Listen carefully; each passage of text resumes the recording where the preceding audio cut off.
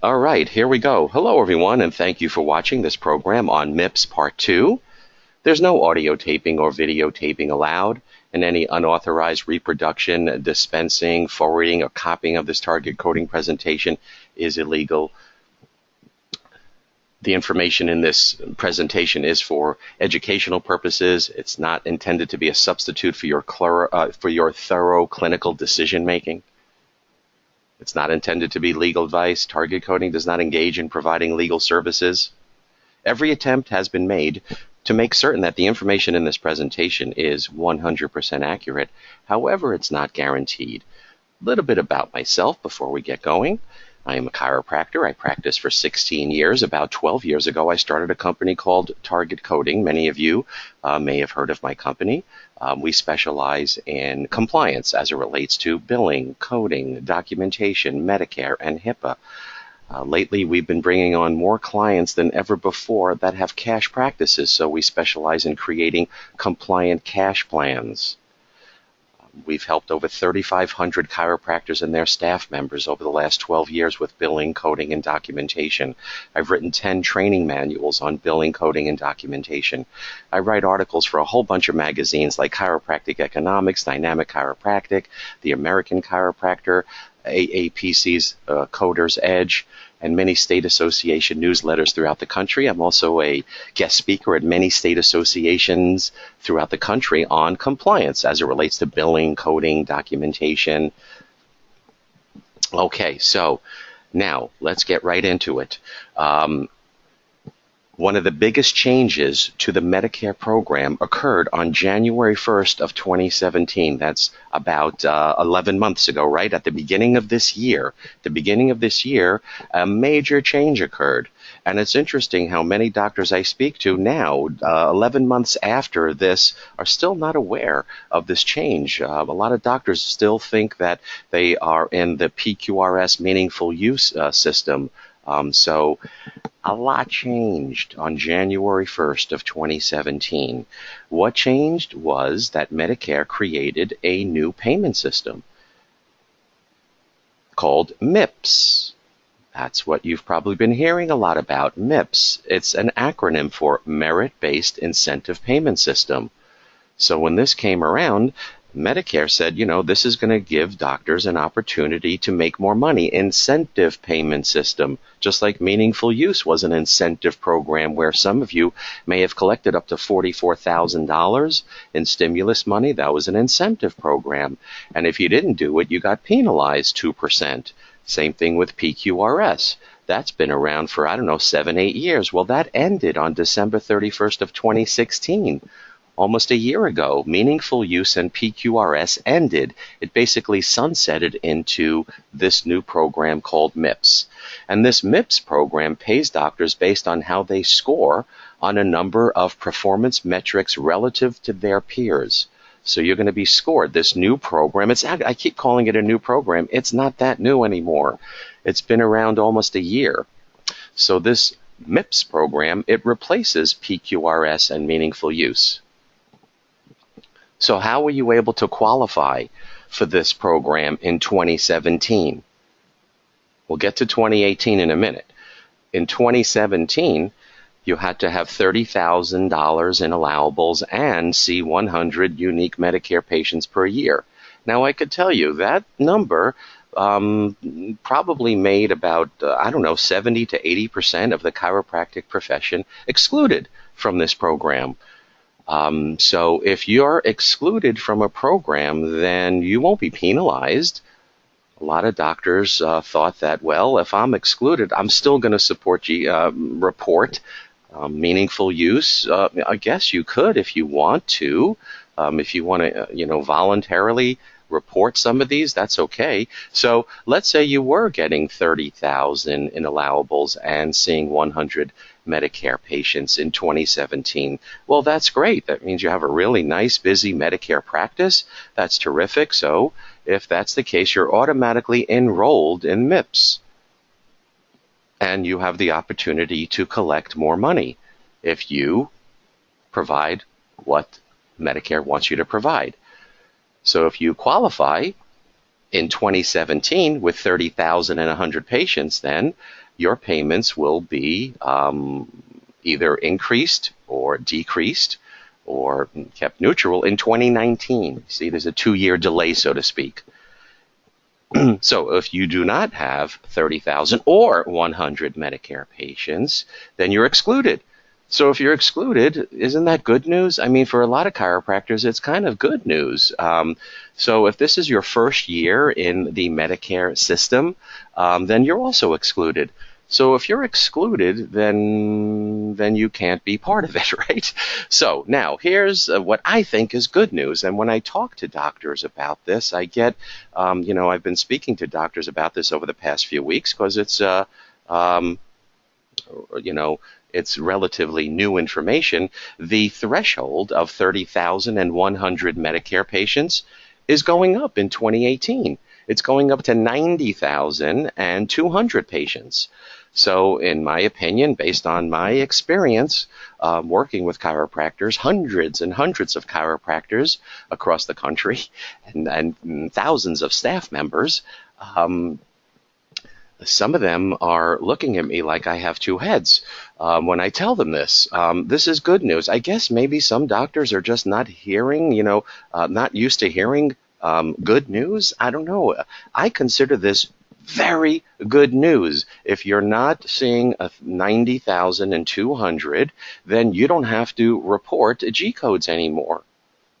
What did you say, Dr. Kotler? Yes.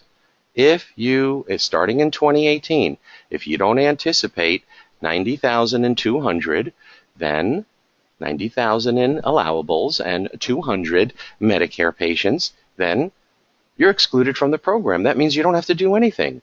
And by doing nothing and being excluded, that means you won't have any penalties. Wait a second, Dr. Kotler, what did you say? If I don't do anything, I won't be penalized? Yes. I think many of you listening to this are thinking, wait a second, well, with PQRS and meaningful use, if I didn't do those, then I was penalized. Yes, that's the old system. That's the old system. That ended over almost a year ago. The new system doesn't penalize you if you're excluded.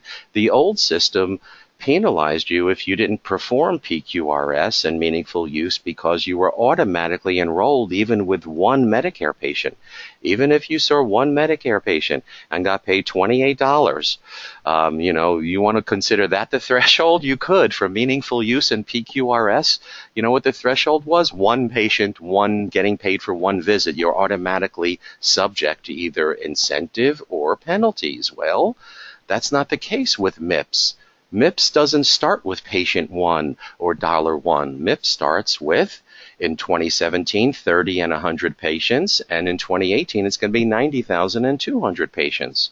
So this is actually, in my opinion, this is very good news that you don't have to do anything. But yet, a lot of doctors are still not clear when I tell them that. So, if you have questions, come on in, bring them, start sending them in.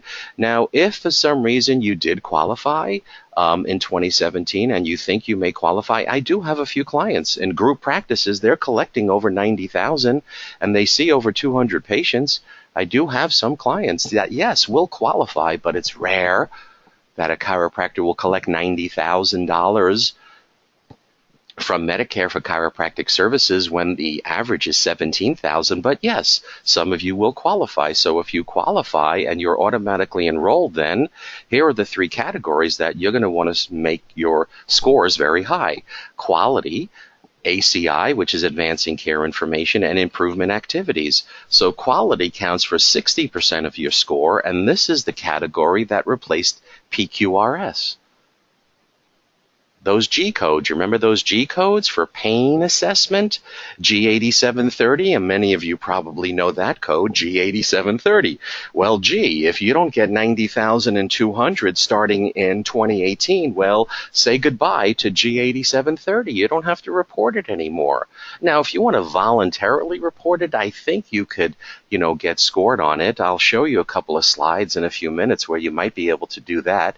So that's why the title of this webinar was Say goodbye to G codes. No more MIPS if you don't have 90,200 in 2018. Now in 2019, maybe they'll lower the threshold. What happens if they lowered the threshold to 5,005 patients? Then most of the chiropractic profession will be automatically enrolled in this program. And then this is the other PQRS code that we had to do when PQRS was in play. Now, I'm sorry, this is called quality. I don't want to confuse the two. This is part of quality. These G codes, you remember when you were being a good boy or a good girl and you were trying to prevent the 2% penalty on PQRS, you were reporting G8539 when the patient filled out an outcome assessment form. Remember that? Yeah. You don't have to do that anymore for most of you. Now, I don't spend 40 hours a week studying this new program. I put a decent amount of time. So if you're part of a state association, contact your state association insurance committee and see if they're going to verify what I'm telling you. I've spoken to a lot of people about this, and this is pretty much the deal. The next category is advancing care information. This is worth 25%. So, yeah, if you were going through meaningful use, then you understand what this is all about.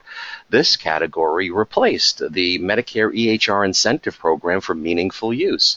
With this category, you have to use certified EHR technology, and part of this was doing a security risk analysis. Here's where a lot of doctors that went for meaningful use, when they went through attestation, they checked, yeah, we did a security risk analysis, but you really didn't. That's what I've heard. A lot of doctors said they did, but they didn't. Make sure you do a security risk analysis. We offer a comprehensive HIPAA program, which we do a security risk analysis for you.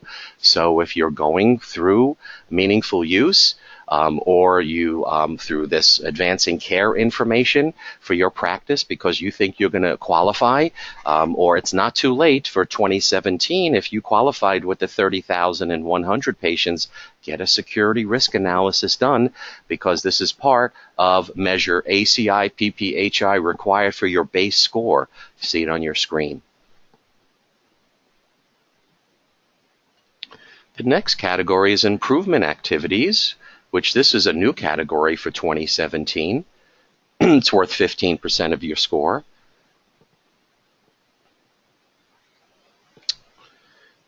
So if you qualify, if you're there's a lot of different terms. If you are getting the 30,100 patients in 2017 and you think you're going to be doing that with 90,200 patients in 2018, then you can pick your pace as to how you're going to report. You want to report for the whole year? That's how you can make more money and get up to 4% increase.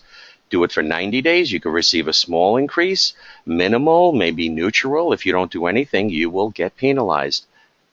Now, again, let me repeat this because a lot of doctors are not, when I talk about this, it takes them a while and staff. If you are not enrolled, if you're not included, if you are not receiving that threshold that I've mentioned, if you're excluded from the program, you should not be penalized. So by doing nothing, you will not be penalized. With PQRS and meaningful use, yes, if you did nothing, you were penalized. With this program, if you do nothing because you're excluded, you should not be penalized. And if you are penalized, you should appeal it.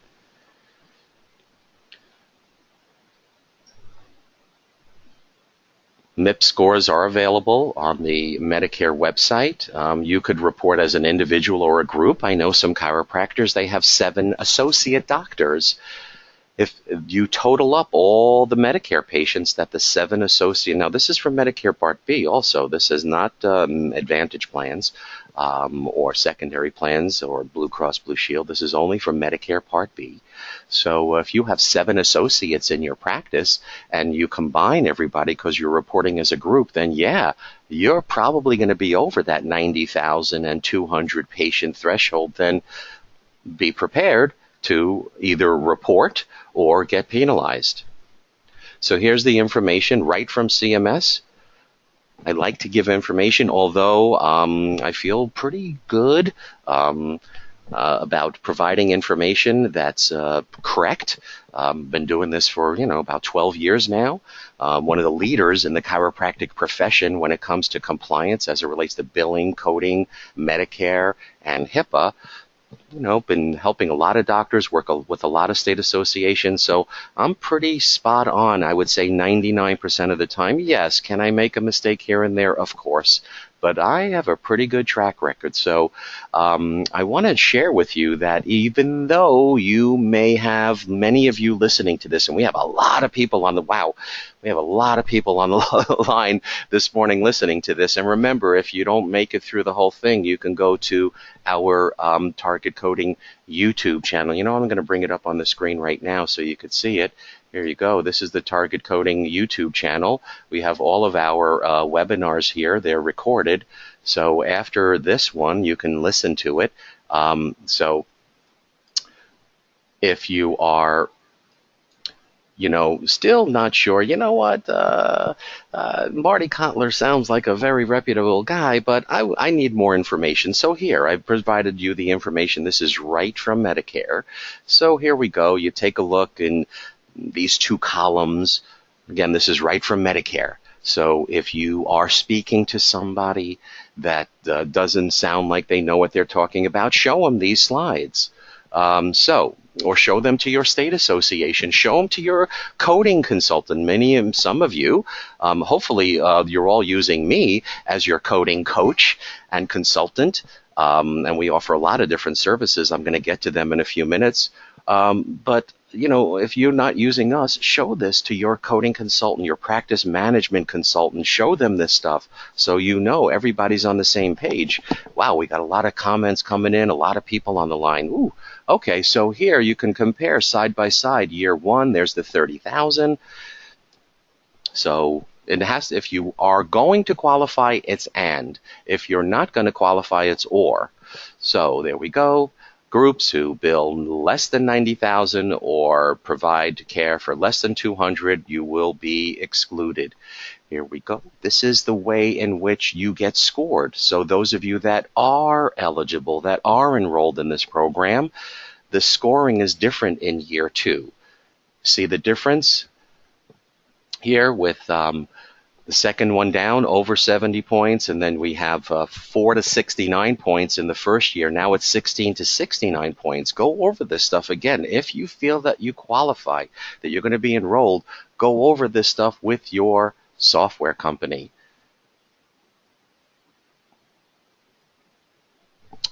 Next, here's some more information about the ruling on this MIPS program for year two. Remember, this was year one in 2017. Year two, here we go. You're excluded if you or your group has less than 90,000. You see the red arrow in Part B, or less than 200 patients. And here's some more information if you want to contact Medicare. Here's some reference information. You see that website on the bottom, that qpp.cms.gov?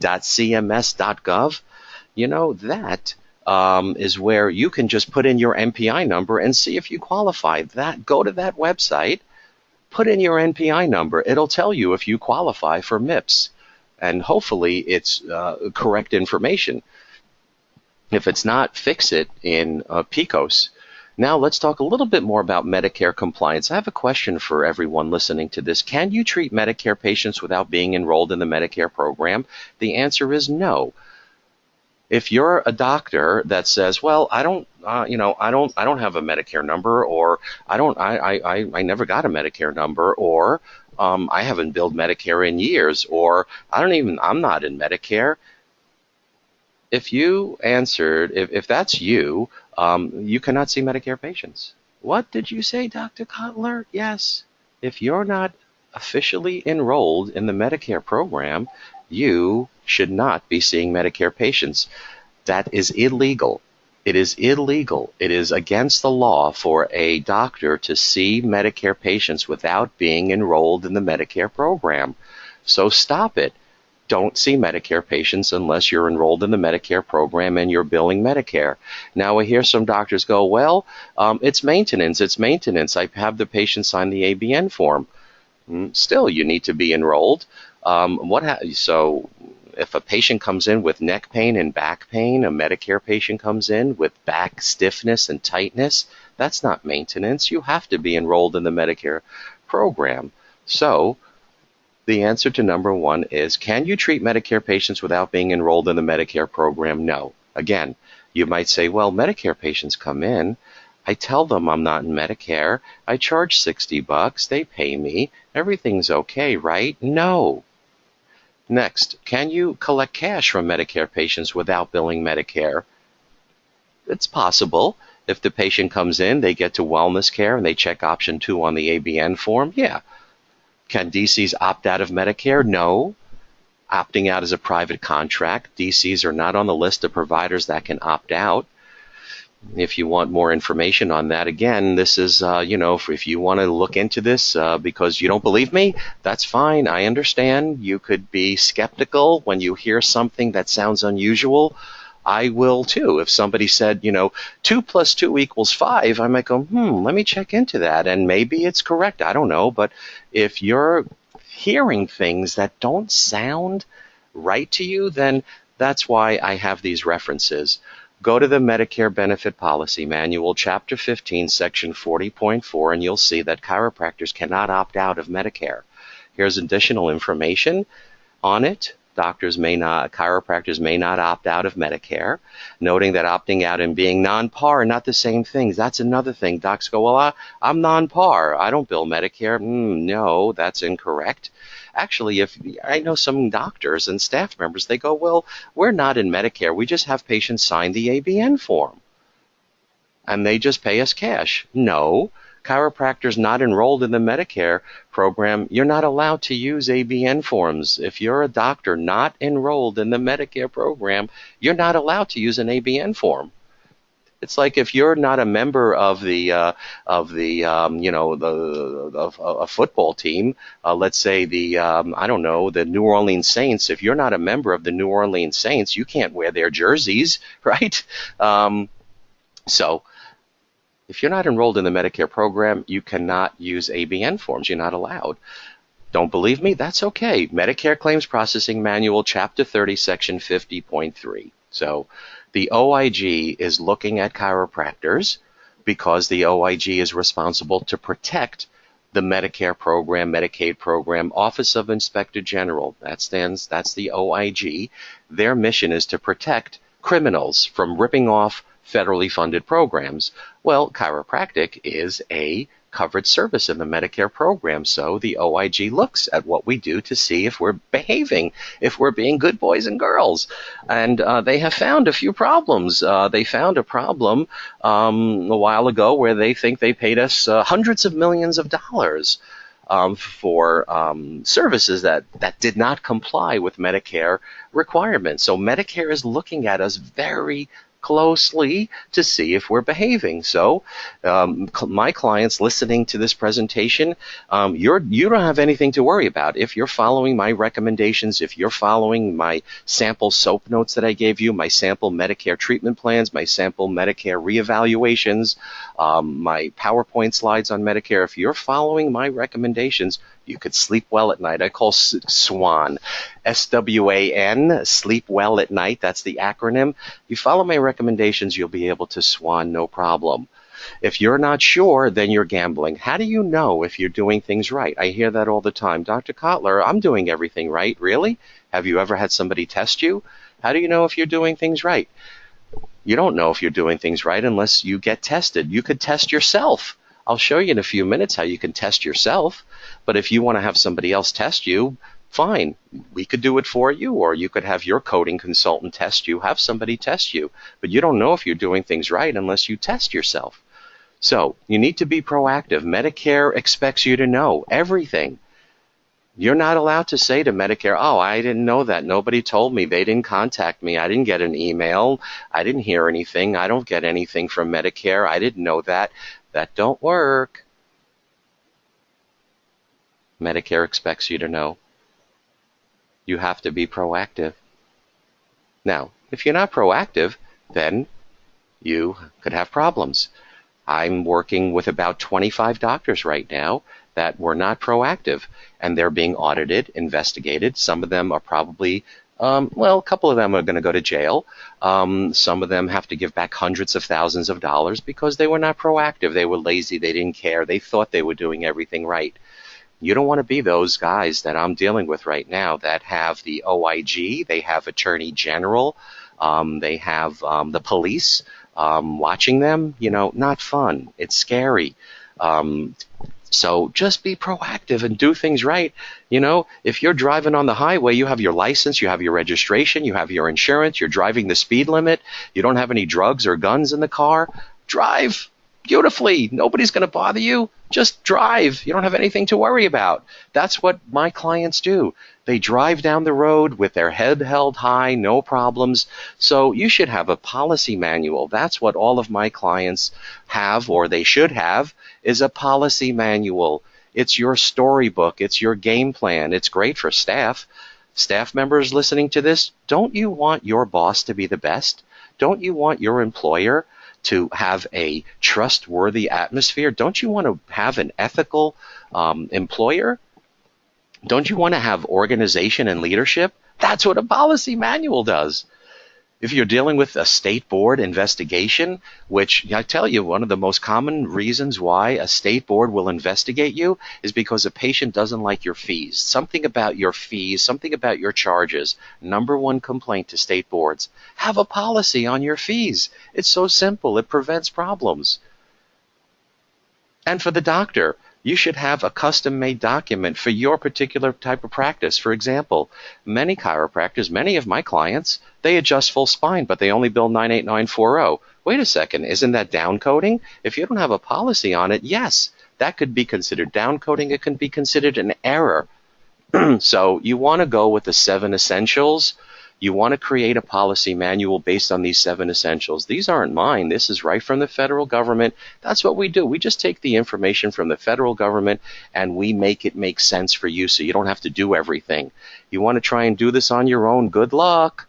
Not easy. So what you're supposed to do if you see Medicare patients is about twice a year, you take out a few charts and do a chart review. You have to do a chart review. This is how you'll be able to decide if you're doing things right. Again, how do you know? If your car isn't working right, how do you know what's wrong? You don't know what's wrong. You bring it to the mechanic and they hook it up to their electronic computer system and they test your car to see what's wrong and what's good.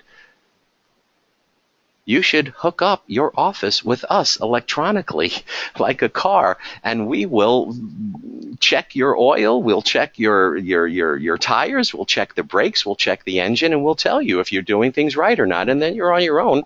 You don't have to fix it with us, but at least we'll tell you what's wrong. Also, what Medicare requires you do is go to the exclusions list to see if you're excluded or a staff member. Staff members can be part of a scheme. Right? There are many criminals out there.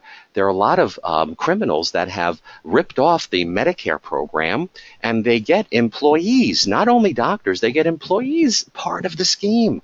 They have their staff, billing for services that weren't rendered, and they're paid extra money. There's, oh boy, a lot of stories I could share with you regarding all the criminal activity that goes on.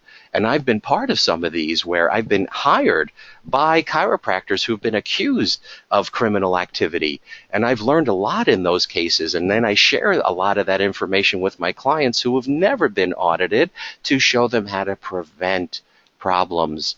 I look at you like my children, in essence. I want to protect you. You want to protect your practice. Don't you want to protect your kids and your family? Yes. You want to protect your home from a flood or a fire? Yes. You want to protect your practice from nasty stuff. So you see, this nurse here was excluded from the Medicare program, and you should have a policy on open adjusting rooms, full spine adjusting. We have a whole bunch of things on that. Take action steps to prevent problems. You want to hire us? Great. You don't want to hire us? Do it on your own. Read the policies from all the health plans you bill. We give that to you. If you get a compliance manual from us, and the cost is only $595, we're not talking about a lot of money. $595 to get you to sleep well at night. That's probably better than a bottle of Ambien. We'll get you to sleep better. It's $5.95. It's going up January 1st, by the way, to $7.95. So $5.95, and you get a nice, it's about a 40-page manual. Everybody in the office reads it. Staff members, doctor reads it, signs off that they understand. A couple of times a year, you have to do a few things, and now you could relax. Don't you want to relax? Every time you hear something about Medicare, you probably get tense and worried. Get one of these compliance manuals, and then you could relax. Do you want to try and figure out where to find all the chiropractic policies from all the insurance companies you bill? You want to do that on your own? Great, go ahead and do it. Now, you also want to review those policies with your staff. You want to have formal staff meetings. What does that mean? Logging them in training manuals. I'm sorry, in training logs. Do you have training logs? Have you ever filled out a log? We have them for you. We do all of that for you. A policy and procedure manual will help prevent audits. It'll help you sleep better. Plus, it'll improve office efficiency. Every time I do an office policy manual with an office, they find, whoa, Marty, you know what? I think I'm going to change this and do this. Most of the time, the doctors are excited. It's like going in for a little tune-up, an oil change. You fix a few things, you tweak a few things, and all of a sudden, you feel better about your practice. Have you ever done something for your practice, and all of a sudden you feel better, and now you get more new patients? Even if something is getting new furniture or getting new carpet, you feel better about your practice. You'll feel better about your practice after you get a billing and coding manual so everybody's on the same page. So what we do is we put together your policies and procedures. We give you a HIPAA notice form. We give you the training logs. We give you the chart review tool. We give you sample ABNs. If you're non-PAR, not accepting assignment with Medicare, do you know there's a special ABN you should be filling out? Clients, if you didn't get that yet, let us know. We just put that out last month. Again, target coding members that are non-PAR, not accepting assignment, contact Amy at targetcoding.com and get our updated non-PAR, not accepting assignment ABN. There's some very important language in there that needs to be added. That's one of our new updates. So if you're not a member and you get this compliance plan, we put it together for you. We give you information on the Medicare $75 rule. Can't give Medicare patients, more than free care worth of $75. Did you know that? Probably not. Get it from us. We'll get it to you. If not, you can Google it. You could try finding it on your own if you want. Prompt pay discounts right from the federal government on how to do prepays. Normally $7.95. It's only $5.95 through the end of this year. Starting January 1st, it's going up to $7.95. Now, you might say, Marty, we don't see Medicare patients. Okay, that's fine. We have Medicare and non-Medicare billing policy manuals. I'd say about 20% of my clients do not see Medicare patients. We still give them a general billing and coding policy manual. We have clients that just do acupuncture. We do acupuncture policy manuals, physical therapy policy manuals. So check back with us after January 1st for the latest updates on MIPS. Something might change by then, I don't think so, but you must check back with us after January 1st, 2018 for the latest information on the G codes and MIPS. Just a few closing comments. Please check with all the carriers you bill prior to submitting information on this. There's our contact information. Email us, info@targetcoding.com. We have a great book. We sell a book. It's one of the best books in the chiropractic profession, if I must say so myself, because of all the testimonials I get. Check it out. It's the book on the best ICD-10 and CPT codes to improve reimbursement. It's only $179. It doesn't replace Chiro Code. It doesn't replace any of your books. It's an addition. Every chiropractic practice should have this as part of your library. I guarantee you, you will recoup $179 after you get this book, or your money back. It's an unbelievable book. Why? I'll tell you why. Because it shows you how to pair your CPT codes. It shows you which diagnosis codes pay for the most visits. Yeah, that's a nice thing to know. It'll show you how to create these little cheat sheets. We have them for regular insurance and personal injury. It'll show you how to use, for some of the most common diagnosis codes. It'll give you the ortho, neuro, and chiro test. You see, some of you may be using coding consultants that are not chiropractors. That's great. They're probably wonderful people. But with me, you get a bonus. I practiced for 16 years. I can talk to you about diagnosis codes. I have clients, they're doing straight leg raise when the patient has a neck problem. Whoa, hold on, wait a second.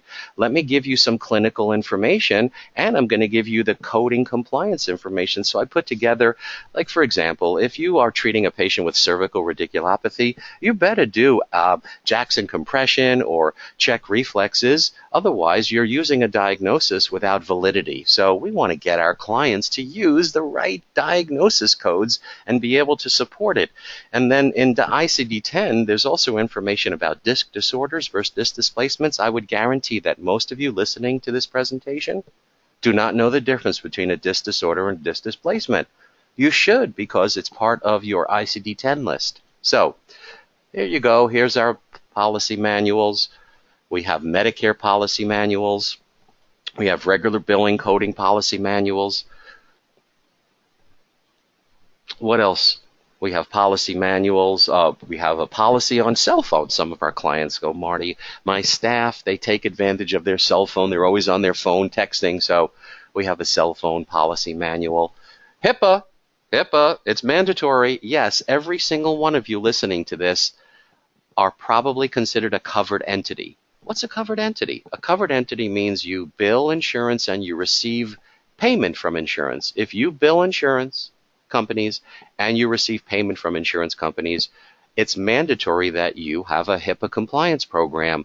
I would say 95% of you listening to this do not have a HIPAA compliance program. You know you're violating your state law. It's mandatory in every state that you have a HIPAA compliance program, but most of you aren't doing it. Why? I'm not sure. Maybe you're thinking, not a priority. Nobody will catch me. I don't care. If it happens, I'll deal with it. Okay. If you get caught with a HIPAA violation for as simple as a patient calling in HIPAA or going and filing a complaint against you, or you have a disgruntled staff member, that happens a lot. Just happened with one of my clients in Georgia. Staff member just said, I quit, I'm reporting you for violating HIPAA. Okay, if that doctor doesn't have a HIPAA program in place, $50,000 fine. $50,000?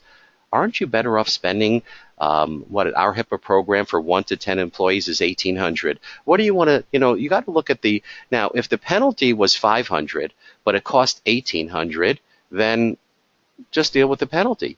You see, there is a cost to risk factor ratio. If the penalty for something is $500, but in order to fix it, it's going to cost you $1,800, then maybe you'll just say, you know what, I'll deal with the penalty as it occurs. But with HIPAA, $50,000 penalty versus paying $1,800. Yeah, $1,800 sounds better. And you could pay it out. If you can't afford it, let us know. Don't be embarrassed. If you can't afford any of our programs, tell us. If there's a financial obstacle, we'll work with you. So we have a billing and coding policy manual, acupuncture. Getting into acupuncture, we have a webinar coming up in January on acupuncture. It's a 2-part series. We're going to do live and recorded. You get both for one fee. Here's, we do seminars all over the place. Check our website. You'll see we have seminars. We do webinars just about every week. You want to just have a free 15-minute phone call with us? Go ahead. Give us a call. Send us an email. Set up a 15-minute phone call with us. You'll learn a lot. I guarantee it. So, I want to thank everybody for attending. I hope you learned a lot. Let's go over and see what questions have come in.